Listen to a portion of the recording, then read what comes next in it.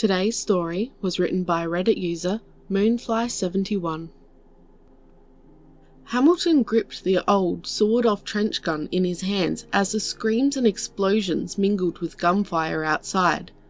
His back pressed against the partially shattered door of the home he'd taken shelter in, ached from the hundreds of splinters firmly pressing against his back through his tattered, shredded shirt and fragmented body armour. His breath came in ragged gasps, as the staccato of sounds of blaster fire and the strangled scream of the dying drew closer. And he asked himself what he was doing out here with nothing but his family's antique shotgun and a bag of hastily made Molotovs. Hamilton should have been in the city's shelters, should have been bunkered down with every other civilian on Amaynut Prime, holding his knees to his chest and praying for it to all be over soon. He didn't have any combat training beyond the shooting lessons his granddad gave him, and his only weapon was a beyond ancient lead-throwing scattergun, a weapon so old you couldn't even buy the ammo for it anymore. Everything he had in his ammo bag was homemade from powder and shot, or whatever metal you could find, if it came to that. So here he was, the invading Dsndrn-Videolar growing closer, the defensive forces being pushed back, and he, a civilian, sat there preparing to leap out in ambush with an out-of-date weapon and a bag full of homemade firebombs. Why was Hamilton out here doing something that risked his life and would likely never matter? Why was this under-equipped, untrained human facing certain death for an effect that would likely be a drop in the bucket of this bloody fight for his home? It was simple, really. If you understand humans at all, it was because of the Zathrek, it was because of the Grisani, it was because of the ARTs, the Aldrani, the Vorhavanta, the Bordranta, and a dozen other species, and they, of course, were fighting because of the humans, although that last fact was not quite clear to Hamilton. When the Dsndrn-Videolar had declared war on the Amaynut system and its fractionless, unaligned inhabitants and settlers, no one was expected to come to their aid. They were made up of dozens of different species with no clear majority, had no official allies, and were not recognised by the Galactic Coalition as a sovereign political entity. In short, no one would come to help them, no one cared if they died, and no one would cry a tear when an officially recognised coalition government took over a backwater system and began to trade its rich resources to the wider galactic community. Some of Hamilton's friends and fellow settlers had expressed confusion that the hegemony of Sol had not intervened, that the humans had not seen this outrageous and immoral advance on a weaker force and sent out their armada to put a stop to it, like heroes from above. Hamilton had scoffed at the idea, like humans ever cared for anybody but themselves. He'd informed his non-human friends of the sad truth. The hegemony of Sol stood to gain much in trade and business from the Dsndrn-Videolar in this conquest. It would be bad for business to intervene in such a lucrative venture. What did the government care if a few million humans and millions, if not billions, of other lifeforms died? It would be extremely profitable, and that's all humans cared about. That was always the only thing humanity cared about. Expecting anything else was naivety born from believing the hegemony propaganda. Hamilton was never quite sure why everyone he had that discussion with asked him where his Grisani friend Michael was every time the topic came up, but he assumed they had just wanted a second opinion. But the derogatory opinions of Hamilton and lack of human aid from the stars aside, humanity desperately watched the fighting on Amaynut Prime with agony in their hearts. People rallied in the streets, screamed for intervention, and private groups sent aid and anything they could to the war front. The government ignored the rallies, as it so often did, and focused on the profit. But the lament and desire to help from the people that made up the hegemony of Sol was not lost on the galaxy. It was not missed by the collective people of the Galactic Coalition that saw the humans' desire to help being blocked by their own government's nature of crippling greed, and the people of Sol's cries for someone to do something, for someone to help, let the humans help, did not fall on deaf ears. The Zathrek took the Sol hegemony's actions as a direct insult to their culture. How dare the government of humanity restrict the lessons their species still had to teach the galaxy, to teach the people? The Zathrek Protectorate at once dispatched a fleet to Amaynut Prime to aid the inhabitants in their fight as they always did. But this time, the Protectorate fleet put out a call for anyone who wished to join them, to join up with whatever ship they had, and they would be escorted to the glorious battle. Thousands of human ships joined the fleet in the first day, hundreds of thousands by the first week. Millions had joined halfway through the rapid dash towards the planet. And not just humanity had joined the Zathrek's push, but many other species as well. The Grisani approved of the Zathrek providing a means for their silly, self-deluded humans to continue their sacrificial protection of others, and committed massive Grisani bio-warships to the cause, with free passage available to any who wished to join the fight. Across the galaxy, every government and species watched as the humans wailed on the galactic net about the injustice on Amaynut, about the evils of the Council and their own government ignoring the deaths and plight of these people, and the hearts of so many were split in two at the sight of this brave, big-hearted species tearing itself apart at the pain of a small system, at its inability to do nothing. The galaxy was watching a small puppy struggling in vain against an unforgiving ocean in a hurricane, desperately trying to pull a child out of the surf, but unable to muster the strength. Like an army of lifeguards, the people of the galaxy defied their governments, defied the Coalition and the Council, and marched to the beat of the humans' cries. And it was this army of complete strangers descending upon the planet to fight and die in the streets to protect the freedom of people they had never met, that led Hamilton to where he was now, moments away from springing a near-suicidal ambush. The gunfire grew closer, and Hamilton risked a look over the half-blasted door he was using as concealment. He saw a hodgepodge of forces being forced back, composed mainly of humans, Grisani, and Zathrek in an eclectic collection of armour and weaponry. Hamilton waited, somehow restraining his urge to act, until the attacking Azulvardi force had pushed fully between the two rows of houses that lined the street. Then he took a deep breath and let loose a scream of, "Now!" And then the patch of street occupied by the attacking force was filled with flames from half a dozen homemade firebombs. From every house on the street, the inhabitants of Amaynut Prime streamed out, all underarmed, all undertrained, all attacked the invaders of their home, an attack fueled not by outrage or desire for self-defense, but out of desire to protect as many of the selfless lives that risked everything to free their planet. Because what kind of people were they, if the people of Amaynut Prime skulked in their bunkers and hid in safety as millions of strangers fought and died on their soil so that they might taste freedom? That had, at least, been the words Hamilton and several other humans had asked of their neighbours as the knowledge of what was happening on the surface of their own planet reached them. They asked angrily, what kind of people cowered in a nice safe hole? The answer they found was that this was only the choice of cowards and those undeserving of aid sent to them. Somehow, with those words spoken, Hamilton found himself, a regular man, leading the rallying cry to the surface, to the fighting. Before the rapidly growing group of civilians armed with whatever they could find had spread out to aid the defenders, there was a speech given by their untrained, confidence-lacking leader. I'm not really sure what I'm supposed to say.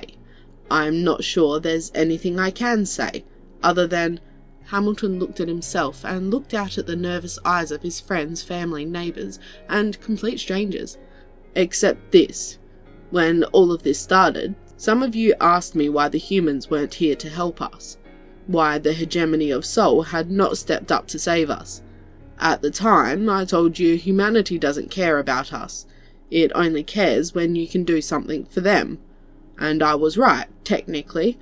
But my words left an impression I want to correct before we go out there, probably to die. Humanity doesn't care what happens to us here on this backwater planet in a system they'll never see. But humans do. People do. Complete and total strangers do. People care. Strangers rallied together from across the galaxy to a little nowhere system to fight and die for us. They're out there right now with what's left of our defense forces, putting down their lives so ours might continue.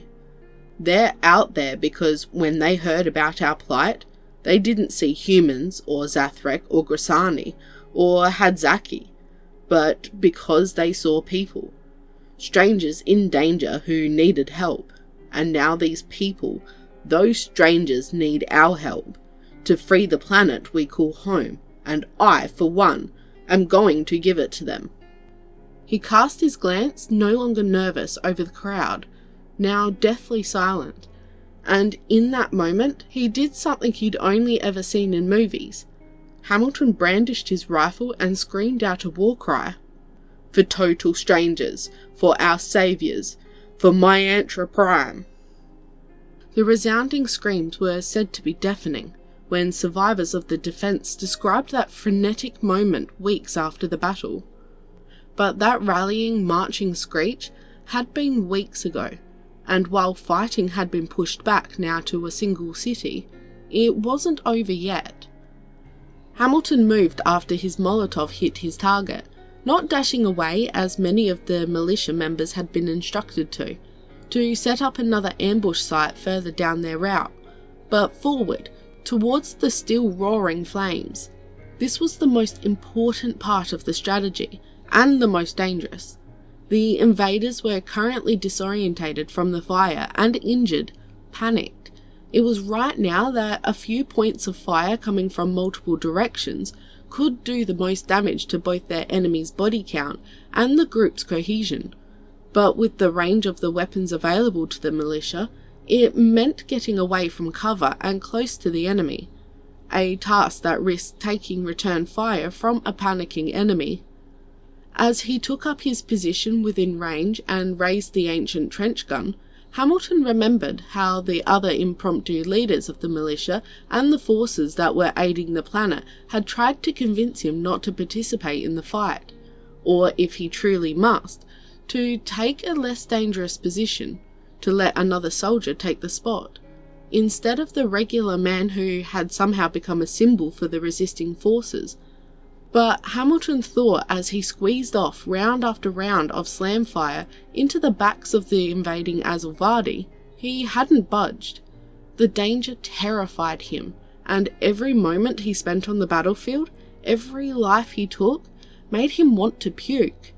But the idea that someone else might be here, one of the teenagers who'd taken up arms after his speech, one of the selfless souls who had come to fight and die on a foreign planet for him, if being here made him want to puke, the feelings that would elicit would make him turn his ancestors' ancient trench gun on himself. Still, it looked like the plan was going well, and... oh no. Hamilton froze for a brief moment as he saw the smoke clear before him, and he truly saw the scene he was pumping lead into. The fire had done its job, burning, injuring, and disorientating the invaders and leaving them vulnerable to the half a dozen ambush shooters, and the blast coming from the still firing soldiers directly in front of the enemy troops. But it had failed to even harm or even register with a single Azulvardi. A single Azulvardi in modified Sol Hegemony issue biopower armor. Biopower armor whose enhanced strength was being used to heft a massive, normally ship-mounted cannon. a massive ship-mounted antimatter cannon, a weapon that would release a broad burst of concentrated antimatter that would not stop at completely and painfully eating away at any person it touched, but would continue for hundreds of miles, condemning anyone in its path to a painful death, and leaving the land it touches inhospitable till the end of days. It was a weapon that every council species had signed a treaty to ban from warfare for the sheer unpredictable collateral damage it left behind, even in the depths of uninhabited space. And the way the smoke was blowing, only Hamilton could see it as the damnable device charged up. Without thinking, the civilian-turned-soldier rushed forward, shotgun barking as he pointed the weapon at anything that tried to get between himself and his target. The outdated explosion-based weapon firing handmade cartridges of tungsten ball bearings wasn't strong enough to do anything but leave cracks in the armour of the walking war crime before him. Hamilton didn't let that deter him. He didn't have time. The weapon would be charged in seconds, maybe less, and he had to do something. He was the only one who could do something. Desperate, Hamilton activated the plasma bayonet he had attached to his family's ancient weapon and pushed his tired legs as hard as he could. He didn't know if the bayonet was his only chance, because he didn't know if the blade even had a chance, but he had to try.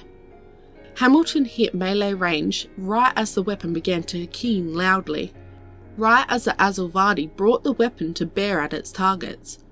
Hamilton came upon the Azulvardi from behind, taking hits from half a dozen shots that slammed into his back and sides, punching through nearly non-existent armour that had been shredded to nothing days before.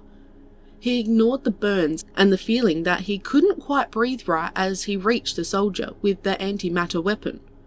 With an inhuman cry that for some reason came out as a strangled croak, he slammed the improvised plasma bayonet repeatedly into the armoured back of the Azulvardi, and then, as the soldier in question began to attempt to turn and struggle, he jammed the blade into the weak point he'd created and emptied the last of the weapon's high-density magazine.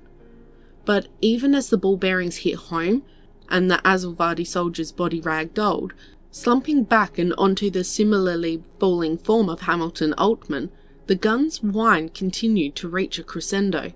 The weapon had finished charging, and it was already primed to fire. In a haze of what must have been adrenaline and the final will of a dying man, Hamilton managed to angle the body of the soldier crushing him, and the cannon said soldier held, directly upwards as the violent blast of a substance that had no colour that can be described by mortal eyes burst forward out of it like a demon from hell, a demon that was released directly upwards at the invading fleet of starships that had hung in orbit for months. Starships belonging to the Azulvardi alone, having destroyed or driven off the many ships that had originally deployed the forces present on Amaynut Prime, starships which were sliced neatly and poetically in half by their own illegal weapon. The beam of energized antimatter didn't stop there, of course. It cut through one of the moons of Amaynut Prime and purportedly only stopped after it had wreaked true havoc on an asteroid field and done a truly hideous amount of property damage to the Norvac system. Luckily, the Norvac system was comprised entirely of abandoned entertainment planets, and the only thing that resulted was the planetary explosion of an abandoned amusement park planet. But these details would only be truly understood after the conflict, known as the War of Strangers, had ended. An event that would take place a few weeks after Hamilton Altman single-handedly, accidentally, destroyed the majority of the invading forces' command structure in a single act of sacrificial bravery, the man himself having passed away from a punctured lung by the time his body was retrieved from underneath the overheated antimatter cannon and the charred corpse of the one who shot it. After the War of Strangers, there would be a reckoning for the Azulvardi, reckoning for the Coalition and its council. and a reckoning for those who had denied aid to the civilians in abject peril. But that would come later, years later, after the people involved had mourned and begun realising whom they must place the blame on for their losses. For the first few months after the conflict, all the survivors could do was mourn, rebuild, and honour those who had died. Hamilton Altman, along with many of the civilian soldiers who fought in defence of their homes and the strangers who had come to defend them, were buried in the centre of the city that marked the final battle of the war and the firing of the antimatter weapon. The capital city of Amaynut Prime, as it happened, a city renamed after its death and subsequent rebirth in the lightless blast of that weapon, renamed after the famous words of its greatest, humblest defenders. The City of Strangers erected a monument to the man who had so easily, accidentally rallied an entire planet's hopes and dreams by his cynical optimism and words inspired by one too many old movies. A statue that perhaps spoke a message against the sentiment he had expressed in life, because when any one of the inhabitants of Amaynut Prime looked at the statue of their own hero, holding his tear and scatter gun in his hand, ripped and torn armour shown in that perfectly cast bronze, they saw the power that humans could have when they spoke out. Any viewer of any species was reminded of the reason that the forces had gathered to aid the isolated system in the middle of nowhere, reminded of exactly who had shamed and inspired the broken-spirited civilians to stand and fight for the strangers protecting their home, reminded of who had died redirecting an illegal, devastating weapon from untold numbers of innocents. And most importantly, they were reminded of the words spoken by every human on the planet during the War of Strangers, and they remembered the most important lesson every non-human inhabitant of their liberated home had learned. Don't ask humans about humanity.